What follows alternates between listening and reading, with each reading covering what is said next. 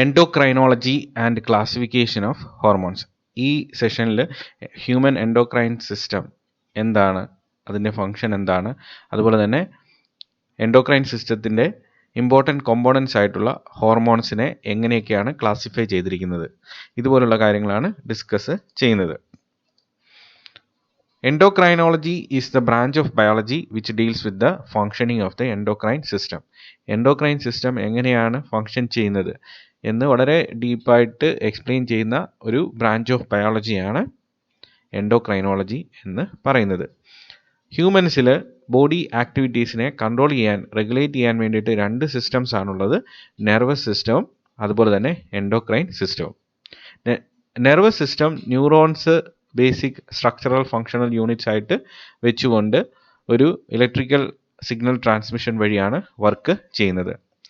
Endocrine system consists of endocrine glands that release chemical messengers called hormones to the blood. അപ്പോൾ ഈ endocrine സിസ്റ്റത്തിനകത്ത് കുറേ endocrine glands എന്ന് പറയുന്ന secretory components ഉണ്ടാകും. ഇവർ ഒരു സ്പെസിഫിക് ആയിട്ടുള്ള കെമിക്കൽ മെസ്സഞ്ചേഴ്സിനെ ബ്ലഡിലേക്ക് റിലീസ് ചെയ്യും. അങ്ങനെയുള്ള കെമിക്കൽ മെസ്സഞ്ചേഴ്സിന് പറയുന്ന പേരാണ് ഹോർമോൺസ്. ഈ ഹോർമോൺസ് ബ്ലഡിലൂടെ ട്രാവൽ ചെയ്ത് ടാർഗറ്റ് സെല്ലിൽ പോയി ടാർഗറ്റ് സെല്ലിൽ ആ ഹോർമോണിന് കറസ്പോണ്ടിങ് ആയിട്ടുള്ള റെസ്പോൺസ് ഉണ്ടാക്കും. എൻഡോക്രൈൻ ഗ്ലാൻഡ്സിൻ്റെ പ്രത്യേകത, അവയ്ക്ക് സ്പെസിഫിക് ആയിട്ടുള്ള ഡക്ട്സ് ഒന്നുമില്ല, അതുകൊണ്ട് അവയെ ഡക്ട്ലെസ് ഗ്ലാൻഡ്സ് എന്ന് പറയാറുണ്ട്. അപ്പോൾ chemical communication endocrine glands achieve ചെയ്യുന്നത് ഹോർമോൺസ് എന്ന് പറയുന്ന മെസ്സഞ്ചേഴ്സ് വഴിയാണ്. ഈ മെസ്സഞ്ചേഴ്സ് എൻഡോക്രൈൻ ഗ്ലാൻഡ്സിൽ നിന്ന് റിലീസായി ബ്ലഡിലേക്ക് പോകുന്നു. ബ്ലഡിലൂടെ അവ ടാർഗറ്റ് സെല്ലിൽ എത്തിച്ചേരുന്നു. ടാർഗറ്റ് സെല്ലിൽ അവ റെസ്പോൺസ് ഉണ്ടാക്കുന്നു. ഹോർമോൺസിൻ്റെ അല്ലെങ്കിൽ എൻഡോക്രൈൻ ഗ്ലാൻഡ്സിൻ്റെ ഒരു മോഡ് ഓഫ് ആക്ഷനാണ് നമ്മളിവിടെ കാണുന്നത്. അപ്പോൾ ഇവിടെ ഒരു ഹോർമോൺ പ്രൊഡ്യൂസിങ് സെല്ല് കാണാൻ സാധിക്കും. അതൊരു എൻഡോക്രൈൻ ഗ്ലാൻഡിൻ്റെ ഭാഗമാണ്. അത് ബ്ലഡിലേക്ക് ഹോർമോൺസിനെ റിലീസ് ചെയ്യും. ബ്ലഡിലൂടെ ഈ ഹോർമോൺസ് ട്രാവൽ ചെയ്ത് അവസാനം അതിൻ്റെ ടാർഗറ്റിൽ എത്തിച്ചേരും. ടാർഗറ്റിൽ എത്തിച്ചേരുമ്പോഴേക്കിന് ചില ഹോർമോൺസ് ഡയറക്റ്റ് ടാർഗറ്റിൻ്റെ പ്ലാസ്മ മെംബ്രെയിൻ ക്രോസ് ചെയ്ത് അകത്തേക്ക് പ്രവേശിക്കും. അപ്പോൾ അതിൻ്റെ റിസപ്റ്റേഴ്സ് എന്ന് പറയുന്നത് ടാർഗറ്റ് സെല്ലിൻ്റെ ഉള്ളിലായിരിക്കും ഉള്ളത്. ഇനി ചിലതിന് സർഫസ് റിസപ്റ്റേഴ്സ് വഴി ആണ് ഇൻട്രാക്ട് ചെയ്യുന്നത്. അതായത് അവയ്ക്ക് ഡയറക്റ്റായിട്ട് പെനട്രേറ്റ് ചെയ്യാൻ ഉള്ള കേപ്പബിലിറ്റി ഇല്ല. അതുകൊണ്ട് ടാർഗറ്റ് സെല്ലിൻ്റെ സർഫസിൽ ഹോർമോൺസിന് കറസ്പോണ്ടിങ് ആയിട്ടുള്ള റിസപ്റ്റേഴ്സ് ഉണ്ടായിരിക്കും. ഇനി സിഗ്നൽ ട്രാൻസ്ഡക്ഷൻ എന്ന് പറയുന്ന മെക്കാനിസം വഴി അത് ഇൻറ്റീരിയറിൽ, ടാർഗറ്റ് സെല്ലിൻ്റെ ഇൻറ്റീരിയറിൽ അത് കറസ്പോണ്ടിങ് ആയിട്ടുള്ള ജനറ്റിക് ചേഞ്ചസ് ഉണ്ടാക്കും. അതായത് ജീൻ എക്സ്പ്രഷനിൽ ചേഞ്ചസ് ഉണ്ടാക്കും. ഇനി ഹോർമോൺസിൻ്റെ ഫീച്ചേഴ്സ് നമുക്കൊന്ന് അനലൈസ് ചെയ്യാം. കെമിക്കൽ മെസ്സഞ്ചേഴ്സ് ആണ്. They are extra cellular signalling molecules. ഇവയുടെ ഓവറോൾ മോളിക്കുലാർ സൈസ് നോക്കുകയാണെങ്കിൽ വളരെ ചെറിയ മോളിക്യൂൾസ് ആണ് ഹോർമോൺസ്. നേരത്തെ പറഞ്ഞതുപോലെ തന്നെ അവ ബ്ലഡിലൂടെയാണ് ട്രാൻസ്പോർട്ടഡ് ആകുന്നത്. സ്പെസിഫിക് ആയിട്ടുള്ള ഒരു ചാനലൊന്നും അവയ്ക്ക് ഇല്ല.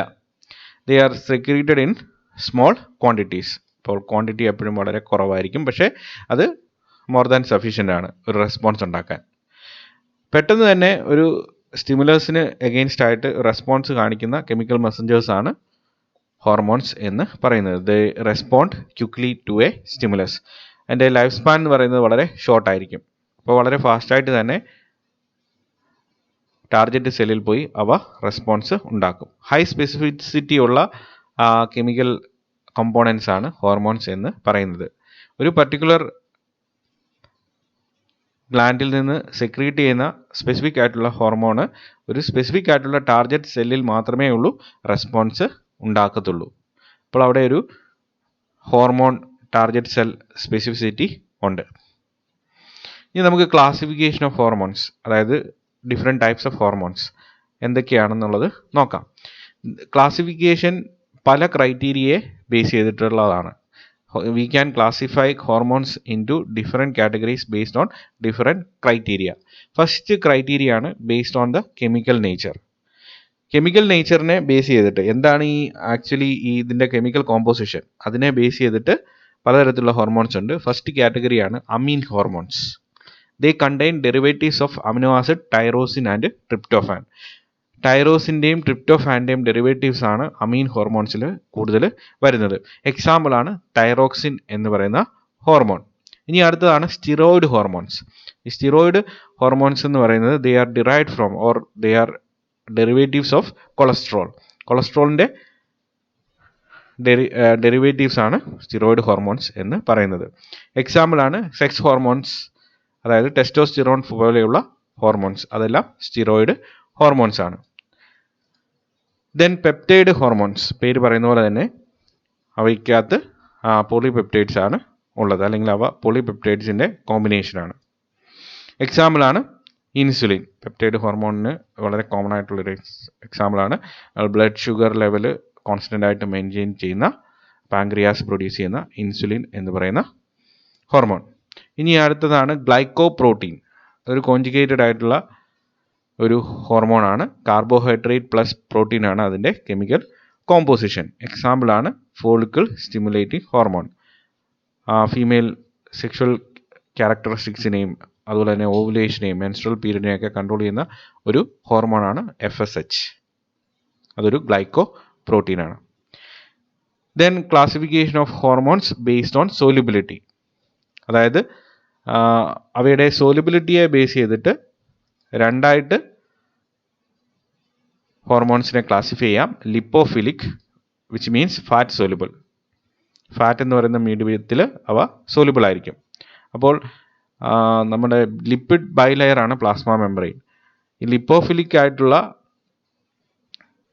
ഹോർമോൺസിന് ടാർഗറ്റ് സെല്ലിൻ്റെ പ്ലാസ്മ മെംബ്രെയിനിലേക്ക് ഡിഫ്യൂസിൻ ചെയ്യാൻ കേപ്പബിലിറ്റി ഉണ്ട്. They can directly diffuse into the target cell.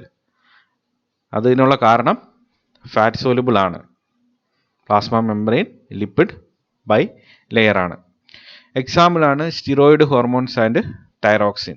ഇതെല്ലാം ലിപ്പോഫിലിക് ആണ്. സ്റ്റിറോയിഡ് ഹോർമോൺസ് കൊളസ്ട്രോളിൻ്റെ ഡെറിവേറ്റീവ്സ് ആയിട്ടുള്ള സെക്സ് ഹോർമോൺസ്, പിന്നെ തൈറോക്സിനും ലിപ്പോഫിലിക് ആണ്. ദെൻ ലിപ്പോഫോബിക്.